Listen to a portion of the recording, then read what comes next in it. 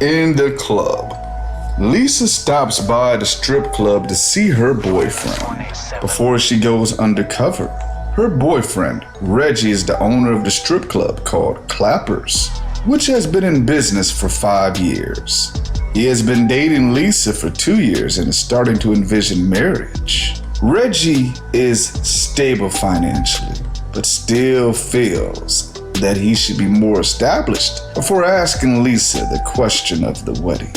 Reggie plans to be in the stripping business for 1 more year before transferring to the restaurant business. The restaurant is to be known as Off the Bone, a barbecue location. As she walks in, she notices her younger brother, Lamar. Lamar is in the DJ booth, mixing albums and scolding men in the club about not spending any money. Y'all just gonna look at it? You better throw some bills. Shit, all this prime stuff in here, y'all ain't putting in no action. Lamar is going to school part-time while he was working in the club. It is one of the prerequisites for Lisa to allow Lamar to work in the club. Lisa goes to the DJ booth to give Lamar a hug.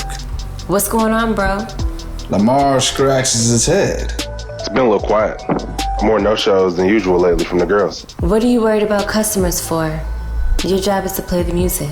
Lamar somewhat agrees. Yeah, but if those ballers don't get in to make it rain, my pay's gonna go down, and Reggie won't be able to afford to keep me. Lisa looks around at the glamorous, empty club. Clappers has faced a huge loss in profit ever since some of the prominent artists in the hip-hop industry formed a strip club franchise around the country called Jelly. Business amongst local strip clubs around the country cannot compete. The after parties of the hip-hop concerts and the clientele of professional athletes that Jelly has devastates the market. Reggie knows that the market for local stripping has met its end. He was anxious to move forward. Lisa then walks toward the back of the club to go to Reggie's office. Lisa steps in the room to see Reggie typing on his iPad. Reggie's face seems to show concern to Lisa. Lisa hugs Reggie. Is everything okay? I talked to Lamar and he says it's been a little slow here lately.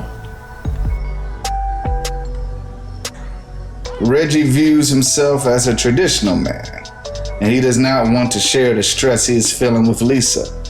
Reggie sees it as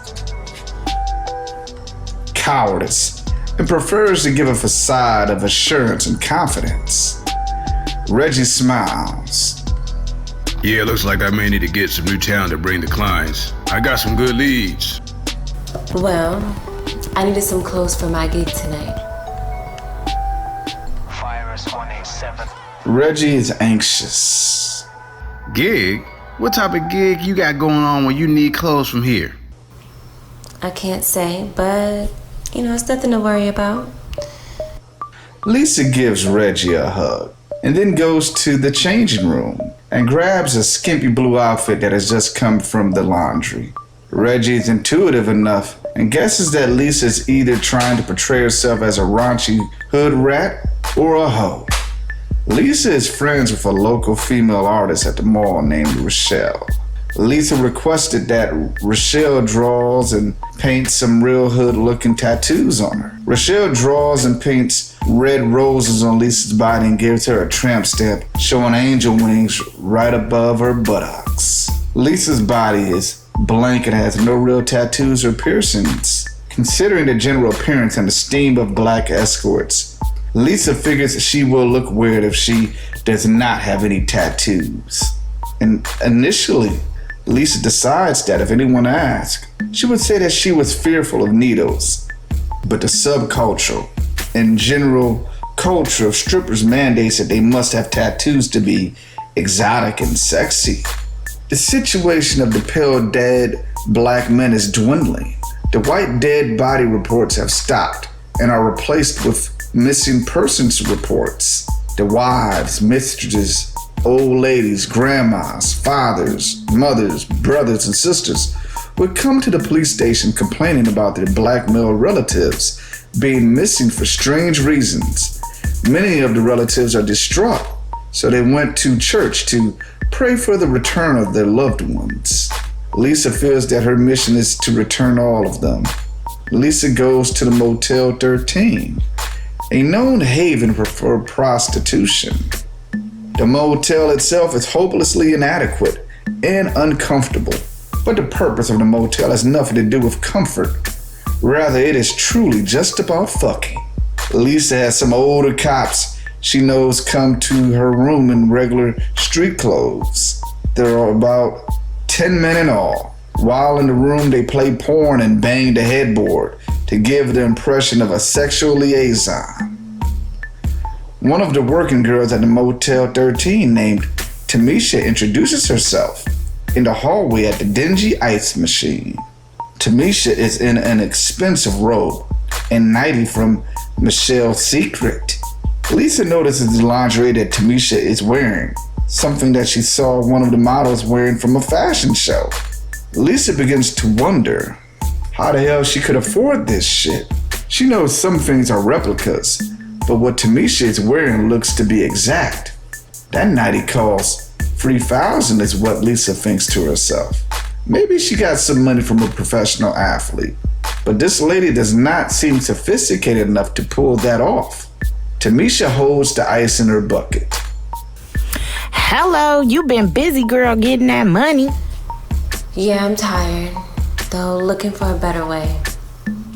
Tamisha's eyebrows go up. Well, how do you feel about these dudes? Do you care about them and who they are, or are you strictly about that paper? I don't give a shit about these trifling niggas, girl. I'm about my paper. Tamisha smiles. Well, come with me to my room. Lisa walks into Tamisha's room to see a pair of Louboutin shoes, Alexander McQueen boots, and a pair of Jimmy Choo sandals. Lisa picks the shoes up saying, Girl, these shoes are amazing. On the counter are a couple of purses. One is a Prada and the other is Chanel. Lisa inspects these items with her eyes hard. They are not knockoffs. Tamisha goes to pull out one of her cards from the Chanel purse. She then hands the card to Lisa. Okay, try to invite 4 of your best looking customers if you can. My people only want to party with good looking dudes. And one more thing, you may hear some wild stuff at this party. So if you flake out like some of the other girls did, you're going to have some of the same shit happen to you as what was happening to these men. Lisa laughs. All I care about is my paper. Tamisha continues to chuckle and starts rolling up a joint. Girl, I got the loud and this shit is hidden. You want some? Asks Tamisha. Lisa observes Tamisha's eyes. Her eyes have a semi-glow of red. And she says that, nah, I've been smoking shit all day and that she's good. Tamisha rolls her eyes. Bullshit, girl. You gonna smoke this shit. This shit is lit and it gets me live.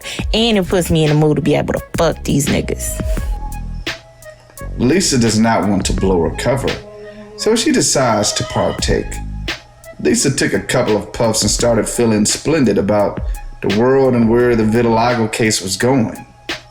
Lisa wonders why this woman was in this rundown establishment since she is accumulating an abundance of wealth. It starts to occur to Lisa that Tamisha uses this location as a hunting ground to pick up her clients and to take them back for the party as Tamisha describes. But Lisa cannot understand the purpose. As Lisa relaxes in Tamisha's room, she feels a need to inquire more about Tamisha and why she chose such a rundown establishment rather than a high-end hotel. Girl, I see you got it poppin'. Ooh, is that your Mercedes truck out there? Is that yours? Tamisha proudly says. Yes.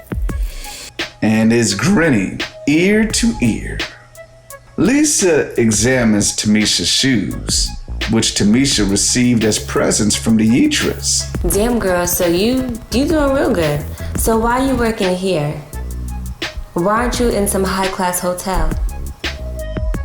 Tamisha continues to smile and replies. Well, those places have security cameras everywhere. And if something happens to any one of my clients, they can trace it back to the cameras. Over here, there's only a camera at the front desk to check in. My customers can drive in from all over with no trace of them. Tamisha then hands Lisa her phone and asks her to take some pictures. Ratchet pictures of her bending over, trying to accentuate her ass. Tamisha then shows Lisa some settings to use to lighten her skin in the pictures, and then even out her physical frame in the picture. Tamisha is proud of the fans that she has on the social networking sites and enjoys getting in arguments and demeaning people while being on the sites. Lisa can see the lack of real self-confidence in Tamisha. Lisa determines that any attention, no matter what type, seems right to Tamisha. Lisa checks Tamisha's pictures to see blatant bragging. Tamisha's timeline consists of constant posting pictures of herself with expensive shoes, purses, and stacks of money held right next to her with the caption titled "Classy Bitch" in the subject line.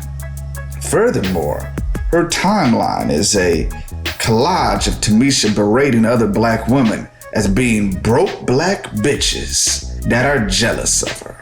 Lisa finds it to be amusing and somber that this woman is basing her accomplishments and the level of her class strictly by material goods. Lisa's unsure of how long she is going to be able to stomach this charade.